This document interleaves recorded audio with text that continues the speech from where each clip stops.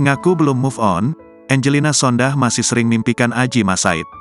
Angelina Sondakh mengaku belum bisa move on dari mendiang Adjie Massaid. Meski sudah 12 tahun berlalu, kepergian Adjie Massaid masih menyisakan luka mendalam bagi Angelina Sondakh. Bahkan artis yang akrab disapa Angie itu mengaku masih sering memimpikannya Adjie Massaid. Hingga saat ini, mantan anggota DPR RI itu juga masih menyimpan foto mendiang suaminya di rumah. Ya itu nggak usah ditanya karena memang rumahku isinya foto Mas Adjie semua, cerita Angelina Sondakh. Mungkin itu kenapa aku nggak bisa move on kali ya, imbuhnya.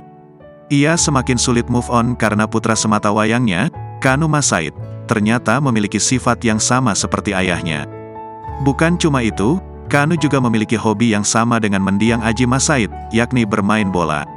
Hal itu rupanya membuat Angie kembali teringat dengan kebiasaan mantan suaminya.